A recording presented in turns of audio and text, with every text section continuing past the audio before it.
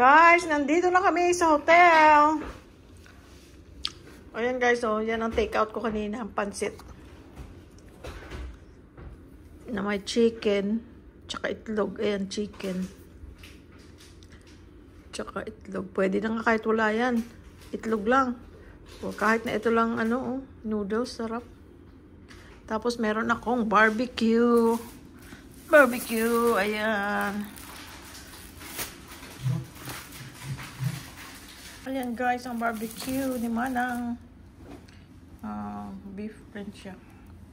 Sarap guys. May lasang parang ano, lemongrass. Sarap.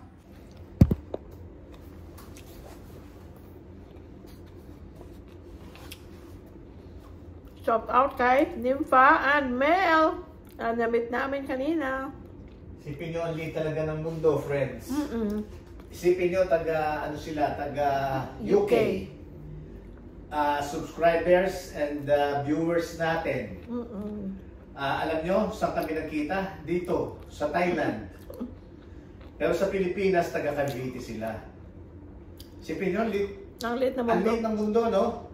Pero kami lumalaki na, no? Dahil sa tulong nyo. Sana ipagpatuloy nyo, friends, ha? Please.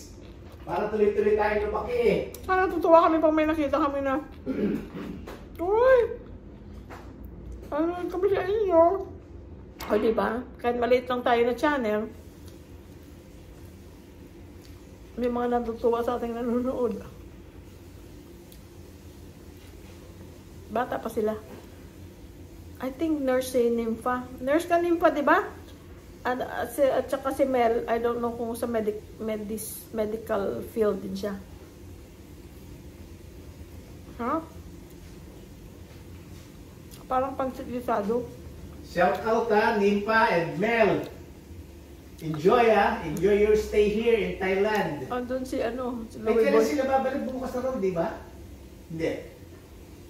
Di ba parang babalik na sila bukas? Hindi, yung taga-Japan naman mga namit natin. Oh my God! Yung mga namit kami taga-Japan. Ang dami kasi natin ang namimit, ano? Nag-subscribe na nila. tayo, friends. Mga taga-Japan pala yun. Happy trip, guys. May mga dugong hapon pala sila, ga. Kaya Shout out sa inyo, ha? Yung mga namit namin sa Japan. Din sa taga-Japan. Ang gaganda nila, may dugo pala silang Japanese. Kaya akala ko hindi Pilipino. Ang ganda nilang si sexy. Alam nyo guys, pag nakakita ko ng mga damit na maganda, ako hindi na ako magda-diet na ako para kakasya ako sa mga damit na ganyan. Ang gaganda oh. Kaya lang pag nakakita naman ako ng pagkain, parang niisip ko, bahayaan mo yung mga damit-damit na yan.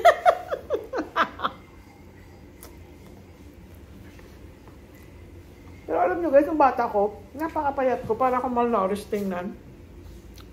At saka wala akong ganang kumain. Yung pang, ewan ko, yung, hindi ako pala kain. Naging pala kain ako nung, I think, nung ano na. Maybe nung nag-asawa na ako, I think. Yeah, I mean, okay na nung lumaki ako. Pero yung talaga naging palakain ako, yung I think nung maging mag-asawa na kami ng Lumiboy. I don't know if it's good or bad, but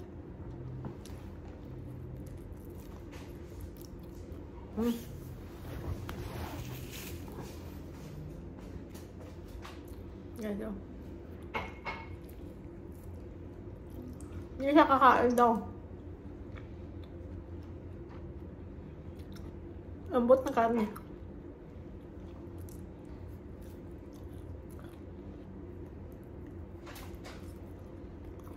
Para sa akin guys, very good idea yung ginawa nila na yun.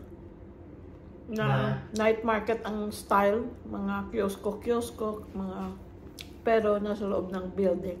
Air condition, walang langaw. Malinis. May live band pa. Kaya malinis. Malinis, ang dahil tao. Kaya. Kasi nasa loob ng building, kaya malinis. Wala nang mga basa-basa. Alam mo sa binilihan ko nito? Ng pancet? Ano nila, exhaust. Kasi may stove sila eh. Kung magkaluto na, tapos iniinit lang nila sa pan.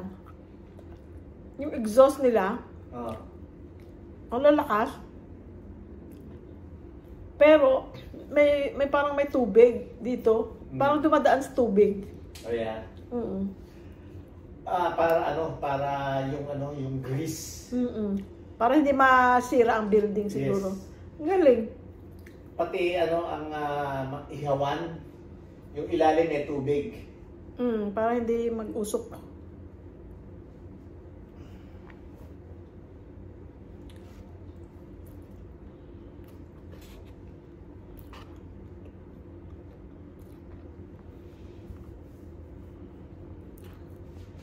Hindi tayo nakakain ng kanin today, no? No. Ito na yung pinaka-carbs natin. Ang laki ng first time ako nakikita ng refrigerator, ganyan kalaki sa hotel room. Ha? First time ako nakikita ng ganyan kalaki na refrigerator sa hotel room. Oo. Ang laki.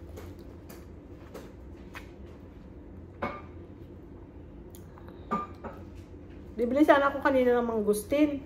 Oo. Na paano si Mangustin? Bukas na lang. Dati, sale na yun guys, $7.99 per, sabi mo lang $8 per pound. So, bali mga half a kilo lang ng mangustin doon sa California. Papareho namin paborito. Pinipikit namin guys ang aming mata. Para lang kami makabili. Kasi pag hindi mo pinikit, hindi ka mapapabili sa mahal. Sale na yun. Kung hindi, $12.99. Ewan ko lang ngayon. Bukas So pagka nag-sale, doon lang kami bibili, $7.99. Bukas nga, bili mo akong atis. Kanina pinabibili sila. Ang ganda ng atis kanina. Bukas na lang.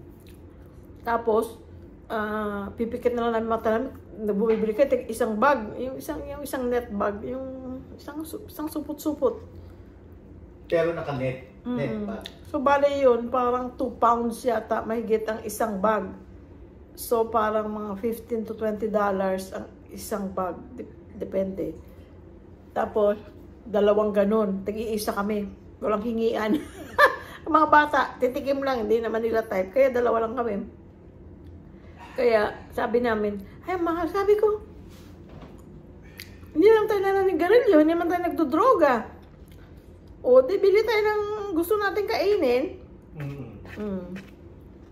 Hindi na pinabibili. Alam ko, ano siya, paborito niya atis. Kanina may nakita kong atis. Sabi niya, hindi daw. Bukas.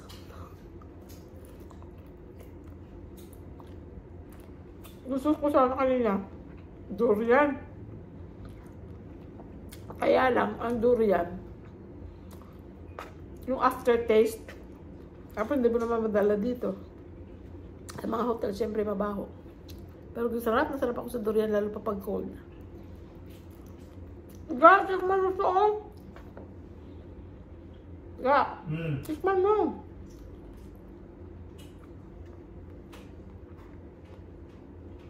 Ayoko na itong mga manok. Yung talaga type ang chicken breast. Gusto ko Thai. Tikman mo lang. Para alam mo.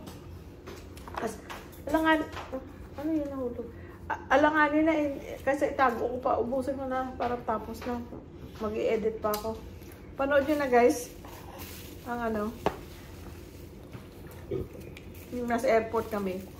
Konti-konti ko kasi pag masyadong mahaba din minsan, mabagal ang pag-download, tapos i-download from iMovie and then i-upload mo sa YouTube, mabagal. Hindi, tsaka iniisip ko baka baka magsawa kayo. Meron din tayo minsan mahabang-mahaba. Lalo pa pag busy din ako, hinahayaan ko na lang, sige. Sarap. Sarap ah. Thank you. Ikaw. No. That's good enough. Pahingi na isang barbecue pa, please. Hindi na mainit. Masarap kanina, mainit pa. Laking bagay, guys, ang Grab. Laking bagay, guys, ang Grab. No? Yeah. Kumbaga dyan sa Amerika, Uber. Pilipinas, Grab. sa Vietnam, dito sa Thailand. Madali lang. Kumbaga kung ano nakalagay, bago ka pa mag-book, makikita mo na kung magkano ang babayaran mo. Tapos may choice ka pa kung anong klaseng sasakyan, malaki, maliit, depende sa kailangan mo. Tapos may mga presyo na yon. Very convenient. Kasi nung unang panahon, di ba, stop ka ng taxi. Pag maulan, hirap makahanap. Uunahan. Hindi kagaya ngayon may Grab. Lahat kayo nag-aantay dyan, pero iba-iba ang inaantay nyo, hindi iisang sasakyan. You know, may inaantay siya, may inaantay ka rin. Very convenient. This is good. I have happy memories sa Thailand talaga. Excuse. Have happy memories talaga sa Thailand. Una kami pumunta. Kasama namin yung Mga bata, 2018. At that time, I was 50 years old. I didn't know. I was hoping and dreaming of retiring at 55. I was 50. Dito ko nag-birthday noon. 50 years old ako. Kasi pumunta tayo June, no? Yeah. Dito ako nag-celebrate ng 50th 50th birthday. Sabi ko, sinabi ko talaga, pwede ako mag-retire dito sa ganitong country. Sinabi ko yun, ha? Naalala mo? Yeah. Oo. Yan si Louie Boy, guys. Hey, hi ka dyan, ka. Hi! Yeah. Yan ang aking ano. Nasaan ako? Oh, ang gulo ay. Yan, nagdala siya ng iPad. Nood siyang YouTube. Pwede ka rin siguro manood sa TV. Ang minsan ng mga TV, Smart TV, di pa natin naon ng TV. Okay. Pagkatapos ko kumain. Although mabuti na yung iPad para hindi ako, para hindi masyadong malakas para sa habang nag-i-edit ako. Ano ba yung kinakwento ko, guys? Nakalimutan ko. Ano ba yung kinakwento ko? Ay, yun nga. Ay ko, pwede ako mag-retire dito sa Thailand, ah. Ang that time, siyempre, hindi pa ako napunta ng Vietnam. Mas mura pa ang Vietnam. Sabi ko, ang mura.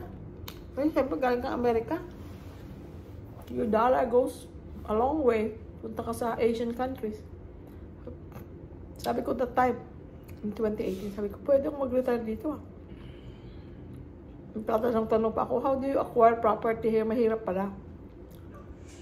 Basta anyway, hindi wala mga specifics, pero it's not easy. If you're not really from here, kung ba foreigner ka. So anyway, kahit noon pa sabi ko, I really want to come back dito sa lugar na to, sa country na to. Salamat sa Diyos. Salamat sa Diyos. Nangyari naman. It took 7 years, but I'm here. We're back. Diba, guys? Mga bata, ito dating kinakain nila, oh.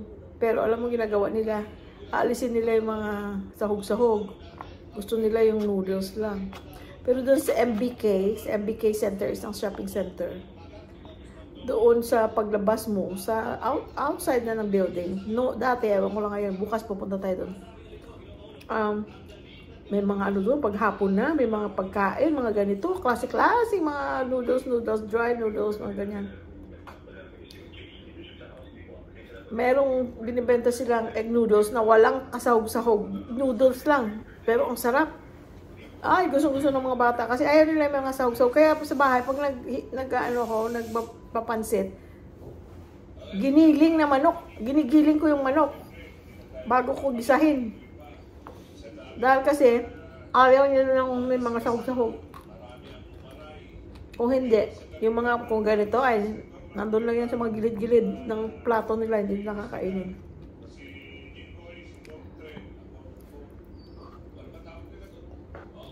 Okay guys, ang dagdal ko. Next time ulit. Love you guys. Bye-bye. Paki-subscribe pag hindi pa kayo subscribe. Libre lang naman. Thank you. Bye-bye.